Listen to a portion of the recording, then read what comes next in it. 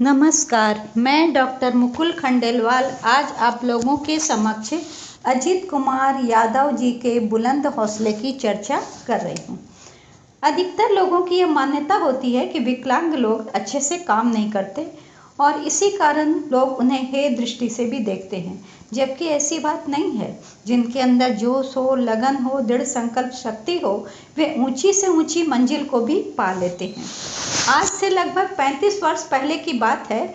हरियाणा के खड़ी गांव के रहने वाले अजित कुमार यादव जब 5 वर्ष की अवस्था के थे, तभी उन्हें बुखार और डायरिया हो गया। अचानक एक दिन सुबह उठते उन्होंने माँ से शिकायत की, माँ मुझे कुछ भी दिखाई नहीं पड़ रहा है।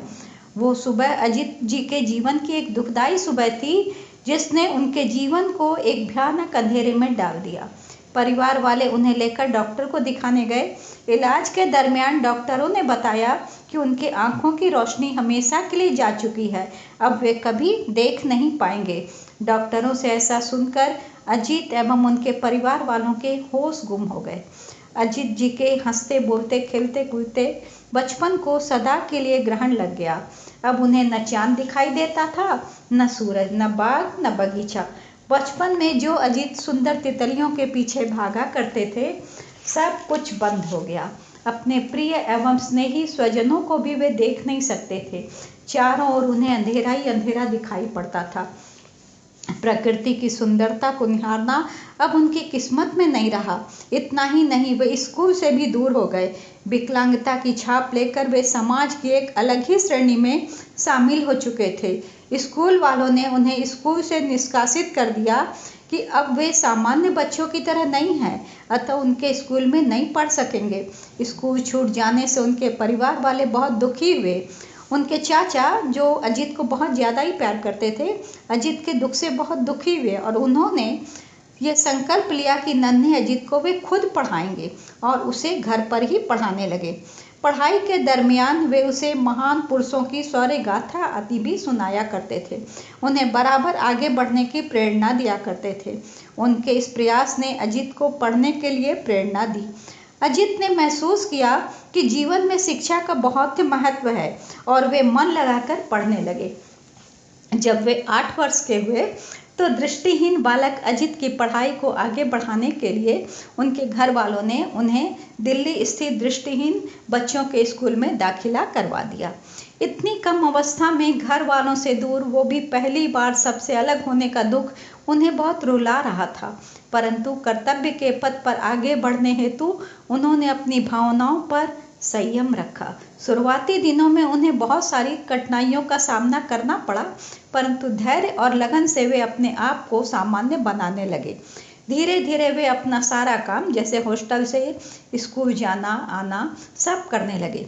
बाहरी चक्षुओं की रोशनी खत्म हो जाने की वजह से वे अपनी ज्ञानेंद्रियों के बल पर चीज़ों को पहचानने लगे। पानी की आवाज़ से वे जान जाते थे कि गिलास या बाल्टी भर चुकी है। खाने की वस्तुओं को वे उनकी खुशबू से पहचानने लगे थे। वे रोज प्रातः 4 बजे से उठ जाते और ब्रेल कलम से लिखने और पढ़ने लग जाते थे। इन लोग की पढ़ाई जो होती है वो ब्रेल कलम से ही होती है।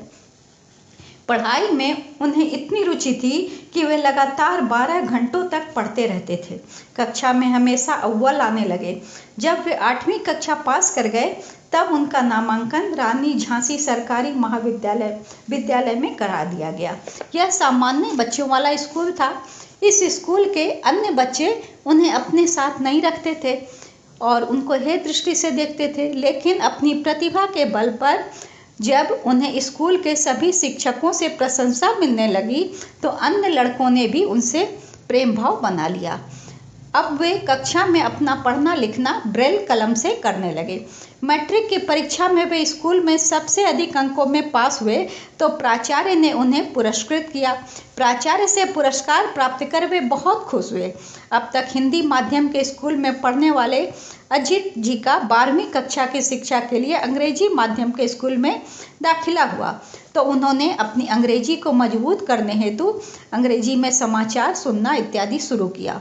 अपने दोस्तों से भी वे जबरदस्ती अंग्रेजी में बात करने लगे। धीरे धीरे अंग्रेजी भाषा पर उन्होंने अच्छा ज्ञान प्राप्त कर लिया। फिर राजनीति विज्ञान में BA करने के बाद बीएड की पढ़ाई पूरी की और अजीत जी एक सरकारी स्कूल के शिक्षक के रूप में अपने ही गांव में आ गए। गांव आने पर अजीत जी को एक शिक्षक के रूप में देखकर उनकी माँ, पिताजी, चाचा फूले नहीं समा रहे थे, लेकिन गांव वाले पहली बार एक दृष्टिहीन शिक्षक को देख रहे थे, अतः उन्हें बढ़िया से पढ़ाने लायक मानने को वे तैयार नहीं थे। अजीत जी ने अपनी लगन से धीरे धीरे गांव वालों का भी विश्वास जीत लिया। उन्होंने अपने साथी शिक्षकों से कहा कि बच्चों को दंड न दें और बेहतर शिक्षा देने के लिए नक्शे, चित्रों और ग्लोब का सहारा लें। उनके इस प्रयास से पढ़ाई में कमजोर बच्चे भी अब अच्छे अंक लाने लग गए।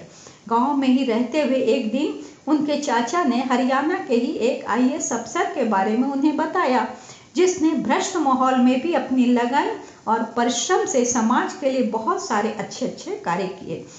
इसी दरमियान, ये सन 2005 की बात है, एक दिन 2005 में ही रेडियो में अजीत जी ने समाचार सुना कि दृष्टिहीन विद्यार्थी भी आईएएस की परीक्षा में शामिल हो सकते हैं। फिर क्या था, अजीत जी ने आईएएस बनने का अपने जीवन का लक्ष्य बना लिया और उस दिशा में वे प्रयास करने लग गए। सन 2006 में पहली बार उन्होंने आईएएस माने नौकरी के लिए परीक्षा दी और उसमें असफलता मिली, लेकिन उन्होंने हिम्मत नहीं हारी। उस समय गांव में ब्रेल में सारी सामग्री भी उपलब्ध नहीं थी।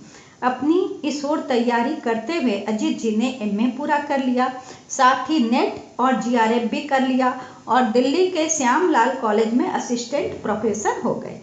उनके पढ़ाने का ढंग इतना बढ़िया था कि छात्र उनसे बहुत प्रभावित होते थे और वे लोग रविवार को भी अतिरिक्त व्याख्यान हेतु महाविद्यालय आ जाया करते थे। सन 2009 में उनकी मेहनत रंग लाई और 791 की सूची में उन्हें 208वां स्थान मिला और उनका नाम आईएएस की सूची में शामिल था। लेकिन उसके बाद भी उनकी मंजिल आसान नहीं थी।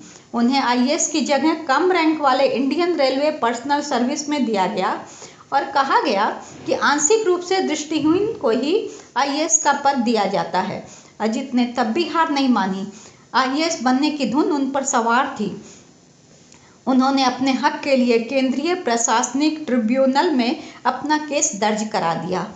उसके बाद सन 2010 में उनके पक्ष में फैसला भी आ गया, परंतु उसके बाद भी उन्हें आईएएस का दर्जा नहीं दिया गया।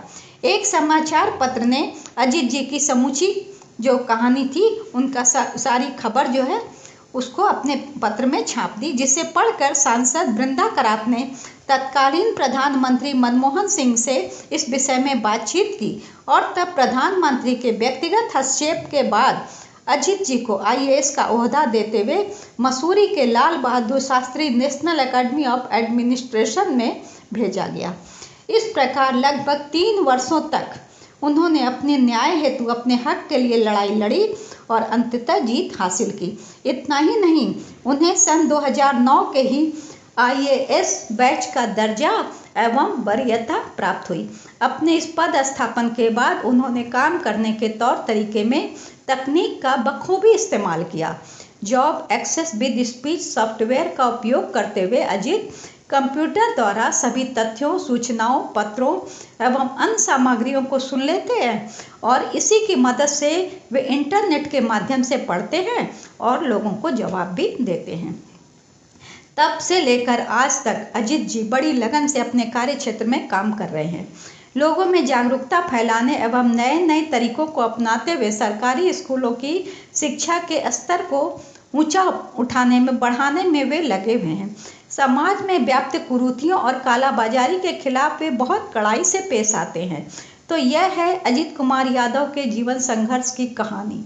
जीवन में हर मोड़ पर मैं कहूँगी उन्हें मुसीबतों का सामना करना पड़ा, परंतु वे कभी हिम्मत नहीं हारे। अपनी लगन एवं मजबूत इरादों के जरिए हर मुसीबतों को पार करते हुए उन्होंने एक दिन आईएएस बनने का अपना सपना, अपना लक्ष्य जो था वो पूरा कर लिया।